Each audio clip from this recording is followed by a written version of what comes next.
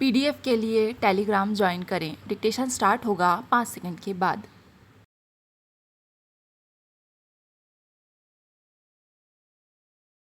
महोदय, प्रवासी भारतीयों के बारे में चर्चा पिछले कुछ वर्षों से देश में बढ़ी है। जब भी राष्ट्रपति, उपराष्ट्रपति और प्रधानमंत्री विदेश यात्रा पर जाते हैं तो उनकी भेंट वहाँ रहने वाले प्रवासी भारतीयों से कराई जाती है तथा उन्हें वहाँ आयोजनों में भी आमंत्रित किया जाता है। जब से देश में आर्थिक सुधारों की बात चली है, चीन उदाहरण को सामने रखते हुए प्रवासी भारतीयों से आग्रह किया जा रहा है कि वे भी प्रवासी चीनियों की भांति अपनी मातृभूमि में धन भेजकर या पूंजी निवेश कर उसे आर्थिक संकट से मुक्त कराएं। इस समय चीन में जितना भी विदेशी पूंजी निवेश आ रहा है या आया है उसमें प्रवासी चीनियों का बहुत बड़ा भाग है।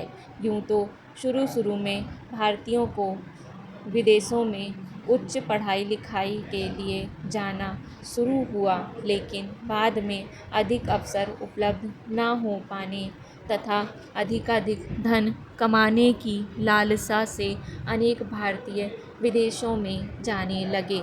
पश्चिमी देश जैसे जैसे औद्योगिक तथा आर्थिक रूप से उन्नत हो गए, वैसे वैसे उन्हें छोटे मोटे कामों के लिए श्रमिकों की आवश्यकता पड़ती गई।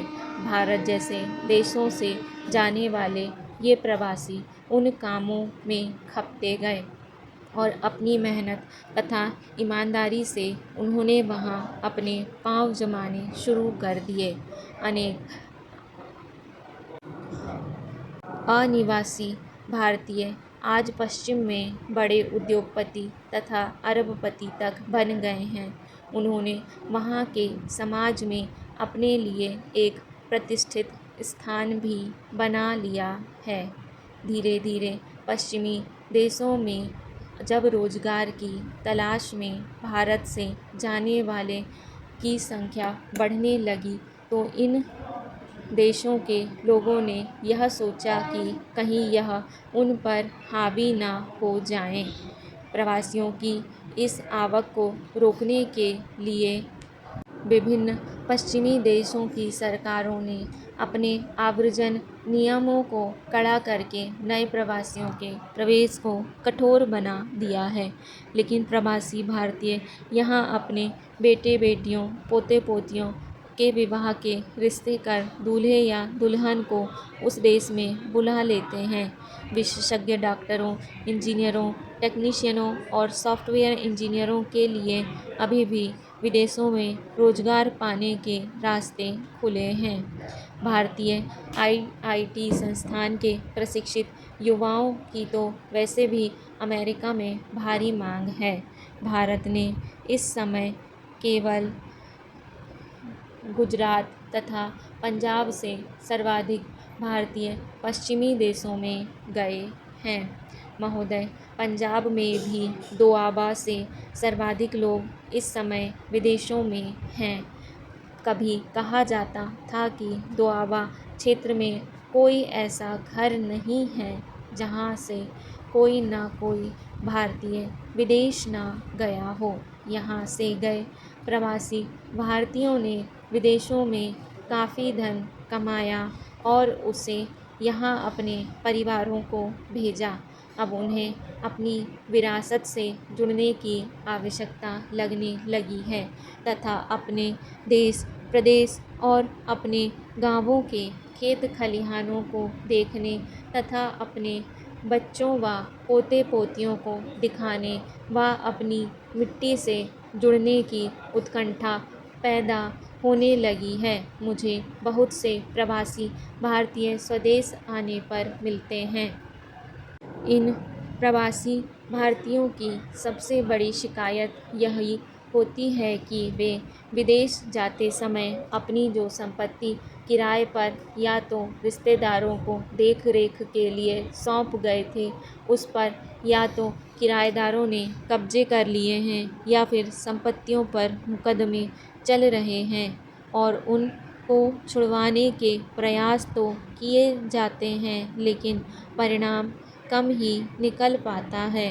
जब से नई सरकार सत्ता में आई है, तब से पुलिस भी मानवाधिकारों के उल्लंघन के आरोपों के भय के कारण ऐसे मामलों में हस्तक्षेप नहीं करती। इसके बाद मुकदमेबाजी का ही मार्ग रह जाता है, जिसमें बहुत समय लगता है। अब पिछले दिनों राज्य सरकार ने प्रवासियों की कृषि भूमि पर अवैध कब्जे हटाने के लिए एक नया कानून बनाया है। यह कितना प्रभावी होता है, अभी देखना बाकी है। इन प्रवासियों की दूसरी सबसे बड़ी शिकायत यह है कि जैसे ही वे दिल्ली हवाई अड्डे पर विमान से उतरते हैं तो अपने शहरों और गांवों को जाने के लिए उन्हें दिल्ली में बस या ट्रेन पकड़ने के लिए प्रतीक्षा करनी पड़ती है।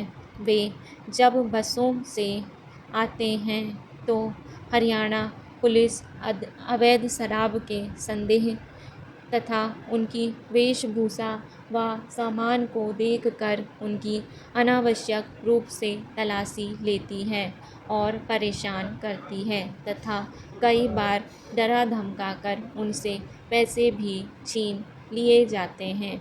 ये प्रवासी जब ट्रेनों से आते हैं तो भी पुलिस उन्हें तंग करती है। इसी प्रकार टैक्सी वालों द्वारा भी इनके साथ प्रायः दुर्व्यवहार किए जाने की घटनाएं सुनने को मिलती हैं। इस प्रकार की घटनाओं को रोकने के लिए आवश्यक है कि दोआबा में एक हवाई अड्डा बनाया जाए। सभापति महोदय, सार्वजनिक वितरण प्रणाली ने जनसाधारण को कुछ सहायता पहुंचाने तथा कीमतों के उतार चढ़ाव पर संतुलित प्रभाव डालने में विगत 4 दशकों से महत्वपूर्ण भूमिका निभाई है। सूखे तथा अन्य प्राकृतिक आपदाओं में समय में यह प्रणाली विशेष सहायक सिद्ध हुई है। जब राज्य सरकारों तथा केंद्र शासित प्रदेशों के प्रशासन ने संकटग्रस्त लोगों को सार्वजनिक वितरण प्रणाली के माध्यम से आवश्यक वस्तुएं उपलब्ध कराने में सराहनीय कार्य किया है। वस्तुओं की पहुंच तथा उपलब्धता, ये 2 पहलू एक प्रभावी सार्वजनिक वितरण प्रणाली के लिए बहुत ही महत्वपूर्ण हैं। प्रायः यह देखा गया है कि सार्वजनिक वितरण प्रणाली की वस्तुएं हमारे देश के उन दूरस्थ स्थानों पर प्रभावी रूप में नहीं पहुंच पाती, जहां पर भारी संख्या में गरीब लोग रहते हैं।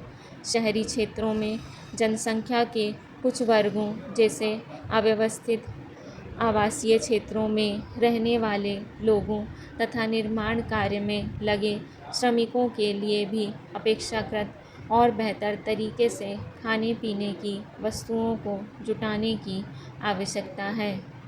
मेरी राय है कि सूखाग्रस्त क्षेत्र कार्यक्रम, मरुस्थल विकास कार्यक्रम के अधीन सभी खंडों तथा समन्वित जनजातीय विकास परियोजनाओं के अधीन क्षेत्रों को एक पुनर्व्यवस्थित और अधिक प्रभावी सार्वजनिक वितरण प्रणाली उपलब्ध कराने हेतु विशेष ध्यान देने के लिए चुना जाना चाहिए।